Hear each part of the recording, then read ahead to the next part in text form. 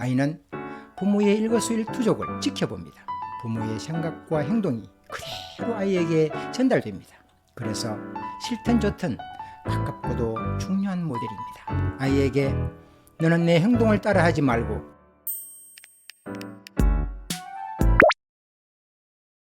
사람은 누구나 실수를 합니다. 실수하는 것이 정상일지도 모릅니다.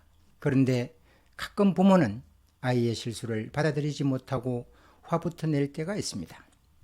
초등학교 다닐 때까지 아이가 실수했을 때 거리낌 없이 사실대로 말할 수 있는 환경이 되어야 합니다. 또한 아이가 옳고 그름에 대해 구애받지 않도록 가르쳐야 합니다. 부모는 아이가 도덕적으로 올바르게 선택하기를 바랍니다. 그러나 그러한 선택이 저절로 일어나지는 않습니다. 아이가 간혹 내가 이 아이스크림을 훔쳐도 아무도 모를 거야, 혹은 친구가 어려운 지경에 있는 것을 보고도 나는 바쁘니까 모른 척 해도 되겠지, 할머니가 무거운 짐을 들고 가는 것을 봐도 우리 할머니도 아닌데 내가 알 바가 아니지 라는 생각을 하지 않도록 토대를 쌓아주는 것이 부모의 도리입니다. 아이가 고등학교 졸업하고 독립이란 걸 생각하기 전까지 약 20년, 이 기간을 잘만 활용하면 아이는 스스로 모든 것을 판단할 즈음에 부모가 가르쳐준 그 기초 위에서 최선의 선택을 할 수 있게 될 것입니다. 아이는 부모의 일거수일투족을 지켜봅니다. 부모의 생각과 행동이 그대로 아이에게 전달됩니다. 그래서 싫든 좋든 가깝고도 중요한 모델입니다. 아이에게 너는 내 행동을 따라하지 말고 내가 일러주는 대로 해 라고 말한들 아무 소용이 없습니다. 아이에게 얼음장을 놓아도 바람 앞에 등불입니다. 아이가 정직하고 신뢰할 만한 사람으로 클지 아니면 의심스러운 구석이 있고 나쁜 짓을 하는 사람으로 클지는 자라는 동안 수없이 많은 작은 일들이 쌓여서 결정됩니다. 이를테면 진실만 말하고 남의 험담을 하지 않고 준 물건은 주인을 찾아주고 노약자를 배려하고 약속 지키기를 소중하게 생각하고 고맙습니다 란 말을 잊지 않고 하는 일들 말입니다. 2006년 경산시 모 초등학교에서 교감으로 근무하던 때의 일입니다. 아이들이 등교하는 날이면 매일 저는 교통지도를 담당하는 교사 1명과 함께 교문에 서서 등교하는 아이를 맞이하며 지도합니다.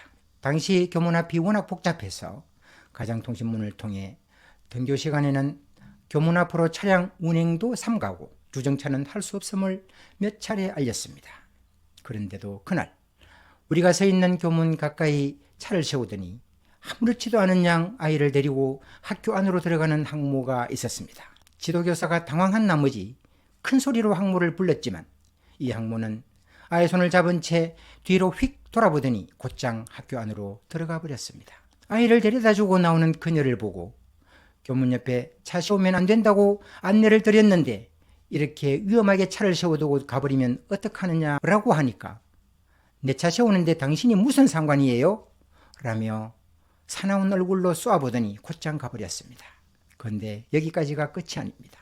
더 기가 막히는 것은 그날 교육청에 전화해서 자기가 아이 등교시키는데 어느 교사 때문에 매우 불쾌했다며 학교 지도 잘 하라고 민원 신고까지 넣었습니다.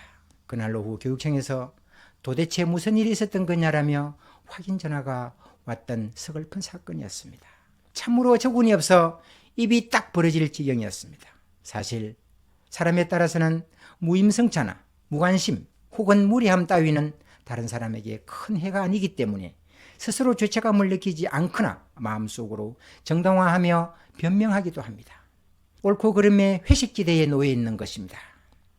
만약 부모가 아이 앞에서 이러한 옳고 그름의 회식지대에 속하는 말과 행동을 서슴없이 한다면 아이도 당연히 그런 말과 행동을 해도 된다고 생각하게 됩니다.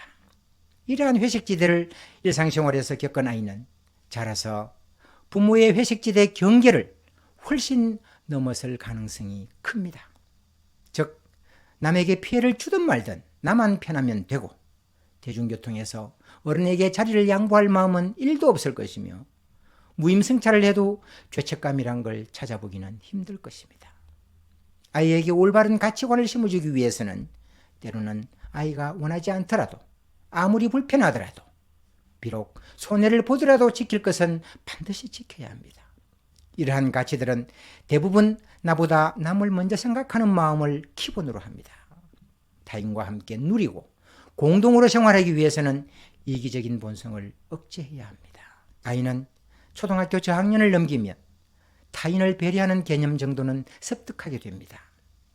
앞에 위험천만한 사례에서 보듯이 아이가 올바른 가치에 기반을 두고 결정을 내리길 바란다면 부모가 항상 옳은 행동과 바르게 선택하는 모습을 보여야 합니다. 부모는 아이에게 올바른 가치에 대해 꾸준히 설명하고 그것이 왜 중요한지 말해주면서 바른 생각과 행동을 할 수 있는 토대를 만들어 주어야 합니다. 아이가 옳고 그름이 뭔지를 판단할 수 있는 반듯한 시민이 되려면 부모가 북돋아 놓은 좋은 마음의 토양에서 잘해야 하지 않을까요?